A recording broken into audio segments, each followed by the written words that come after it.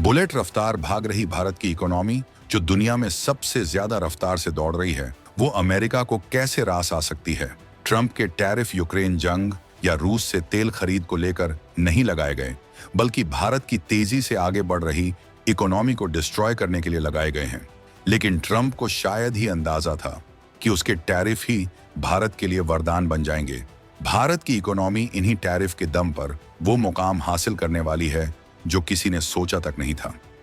Trump का एक फैसला और हिल गया। यूरोप का सबसे बड़ा शहंशाह जर्मनी हो गया बर्बाद, लेकिन भारत के लिए खुल गया बड़ा खजाना। जब दुनिया यूक्रेन जंग देख रही थी, तब भारत रच रहा था आर्थिक महायुद्ध की सबसे घातक बिसात। कैसे दिया अमेरिका चीन को एक साथ मात। जर्मनी की तिजोरी का ताला टूटा, 2,50,000 नौकरियां स्वाहा।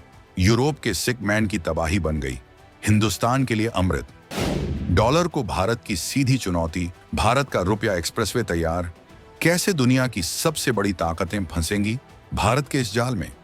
4.74 ट्रिलियन डॉलर की जर्मन दीवार में लगी भारतीय सेंध 2028 से पहले ही दुनिया की तीसरी महाशक्ति बनने का सीक्रेट आया बाहर। जिस वक्त डोनाल्ड ट्रंप भारत पर टैरिफ का चाबुक चला रहे थे, उन्हें लगा था कि वो भारत की अर्थव्यवस्था की कमर तोड़ देंगे। दुनिया को बताया गया कि भारत पर यह कार्रवाई इसलिए हो रही है क्योंकि वह पश्चिमी देशों के प्रतिबंधों के बावजूद रूस से सस्ता तेल खरीद रहा है। अमेरिका को यकीन था कि इस आर्थिक दबाव से भारत घुटनों पर आ जाएगा और उसकी विदेश नीति बदल जाएगी। लेकिन यह उनकी सबसे बड़ी भूल थी। उन्हें अंदाजा भी नहीं था कि जिस मुद्दे को ढाल बनाकर वो भारत को घेरने चले थे, वही मुद्दा भारत के लिए एक ऐसा वरदान साबित होगा जो पूरी बाजी ही पलट देगा। भारत की इकोनॉमी वो रिकॉर्ड बनाने वाली है जो ट्रंप के कान ठंडे कर देगी। ये उस गुप्त रणनीति का सच है जिसने न सिर्फ अमेरिकी टैरिफ को बेअसर कर दिया, बल्कि भारत के सबसे बड़े प्रतिद्वंद्वी चीन के पैरों तले से जमीन भी खिसका दी। हम आपको बताएंगे इस धमाकेदार खबर की पूरी कहानी, तो बने रहिएगा वीडियो पर। और इस संबंध में आपके जो भी विचार हों, कमेंट में लिखकर जरूर बताइएगा। तो कहानी शुरू होती है एक ऐसे मैदान से जहां हथियार नहीं, बल्कि नीतियां और अर्थव्यवस्थाएं टकरा रही थीं। पूरी दुनिया की नजरें रूस और यूक्रेन पर गड़ी थीं, लेकिन असली खेल तो पर्दे के पीछे चल रहा था।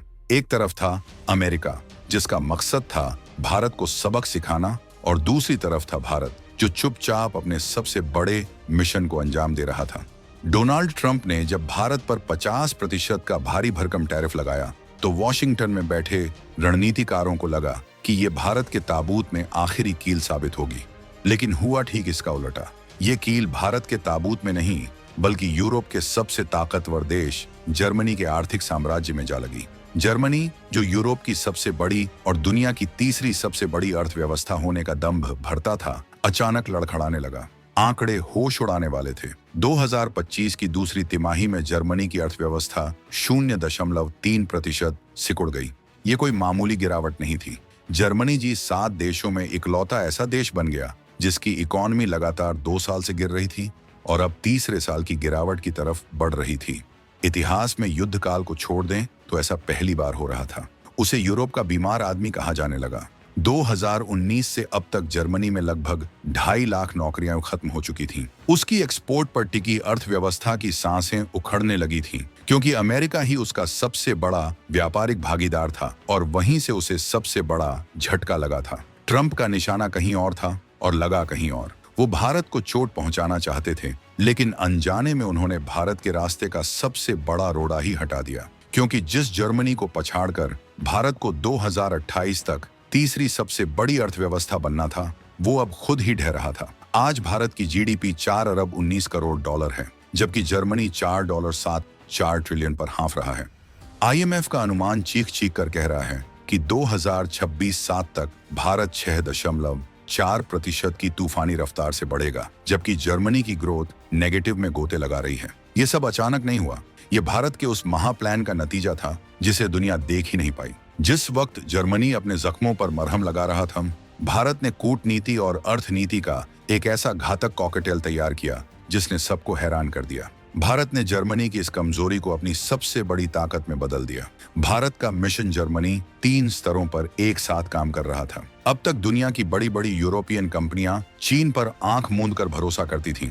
उन्हें लगता था कि चीन ही दुनिया की फैक्ट्री है और रहेगा, लेकिन पहले कोविड और फिर चीन के आक्रामक रवैये ने उनका ये भ्रम तोड़ दिया। कंपनियां एक ऐसे विकल्प की तलाश में थीं जो भरोसेमंद हो, जहां लोकतंत्र हो और जहां सप्लाई चेन टूटने का खतरा न हो। जर्मनी के संकट ने इस तलाश को और तेज कर दिया। बस इसी मौके पर भारत ने तुरुप का इक्का फेंका। भारत ने यूरोप के सामने खुद को एक बैकअप मैन्युफैक्चरिंग हब के तौर पर पेश किया। संदेश साफ था, चीन पर अपनी निर्भरता खत्म करो और भारत आओ। ये सिर्फ एक प्रस्ताव नहीं था, ये चीन के आर्थिक साम्राज्य पर सीधा हमला था। जर्मनी की बड़ी बड़ी ऑटोमोबाइल कंपनियां, इंजीनियरिंग फर्म्स और टेक्नोलॉजी जायंट्स जो अब तक चीन में निवेश कर रहे थे, उन्हें भारत में एक सुनहरा भविष्य दिखाई देने लगा। भारत ने उन्हें वो दिया जो चीन कभी नहीं दे सकता था, स्थिरता, एक विशाल घरेलू बाजार और एक लोकतांत्रिक सरकार का भरोसा। ये भारत की वो रणनीतिक चाल थी जिसने बीजिंग की नींद उड़ा दी। चीन को समझ आ गया था कि भारत सिर्फ उसका बाजार नहीं छीन रहा, बल्कि यूरोप के साथ उसकी दशकों पुरानी साझेदारी को भी तोड़ रहा है। भारत अब चीन का विकल्प नहीं, बल्कि चीन से बेहतर विकल्प बनकर उभर रहा था। ट्रंप को लगा था कि टैरिफ लगाकर वो भारतीय सामानों के लिए अमेरिका के दरवाजे बंद कर देंगे, लेकिन वो भारत की इंजीनियरिंग और जुगाड़ की ताकत को कम आंक रहे थे। भारत ने इसका भी तोड़ निकाल लिया। भारत ने अमेरिकी मार्केट तक पहुंचने के लिए एक अप्रत्यक्ष यानी इनडायरेक्ट रास्ता बनाया। भारतीय कंपनियों ने यूरोपीय और दूसरी ग्लोबल कंपनियों के साथ पार्टनरशिप की। अब भारत में बना सामान मेड इन इंडिया टैग के साथ सीधे अमेरिका नहीं जाता, बल्कि वो ग्लोबल सप्लाई चेन का एक अहम हिस्सा बन गया। यानी एक कार अगर अमेरिका में बन रही है तो उसके जरूरी पार्ट्स भारत में बन रहे हैं। एक आईफोन अगर अमेरिका में बिक रहा है तो उसकी चिप और सॉफ्टवेयर में भारतीय दिमाग और मेहनत लगी है। ट्रंप चाहकर भी इस सप्लाई चेन को नहीं रोक सकते थे, क्योंकि ऐसा करने का मतलब होता अपनी ही कंपनियों की गर्दन मरोड़ना। ये भारत की एक ऐसी जीत थी जिसका जश्न तो नहीं मनाया गया, लेकिन इसने अमेरिकी टैरिफ की हवा निकाल दी। भारत ने दुनिया को दिखा दिया कि उसे सीधे रास्ते से रोकोगे तो वो दीवार तोड़कर नहीं, बल्कि दीवार के नीचे से सुरंग बनाकर अपना रास्ता बना लेगा। ये नए भारत की नई सोच थी, जो नियमों से बंधकर नहीं, बल्कि नियमों को मोड़कर जीतना जानती थी। लेकिन कहानी यहीं खत्म नहीं होती। भारत का प्लान सिर्फ जर्मनी की जगह लेने या अमेरिकी टैरिफ को बाईपास करने तक सीमित नहीं था। ये तो बस शुरुआत थी। भारत का असली मकसद था दुनिया के आर्थिक नियमों को ही बदल देना, और इस खेल में उसने कुछ ऐसे दांव चले जिनकी भनक न चीन को लगी न अमेरिका को। सबसे खतरनाक दांव डॉलर के साम्राज्य को चुनौती देता रुपया ट्रेडिंग नेटवर्क। सदियों से दुनिया का व्यापार अमेरिकी डॉलर में होता आया है। ये अमेरिका की सबसे बड़ी ताकत है। जिसके हाथ में डॉलर, दुनिया का कंट्रोल उसके हाथ में। लेकिन भारत अब इस बादशाहत को सीधी चुनौती देने के लिए मैदान में उतर चुका था। भारत ने चुपचाप अपने रुपया ट्रेडिंग नेटवर्क को मजबूत करना शुरू कर दिया। सीधा मतलब ये था कि अब भारत के साथ व्यापार करने के लिए किसी भी देश को डॉलर पर निर्भर रहने की जरूरत नहीं होगी। जर्मनी और यूरोप की कंपनियां अब सीधे रुपए में भारत से व्यापार कर सकती थीं।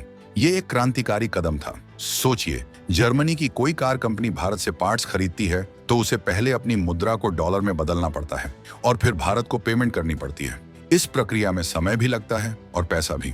लेकिन रुपया नेटवर्क के जरिए वो सीधे अपनी मुद्रा में भुगतान कर सकती है, जिसे भारतीय बैंक रुपये में बदल लेंगे।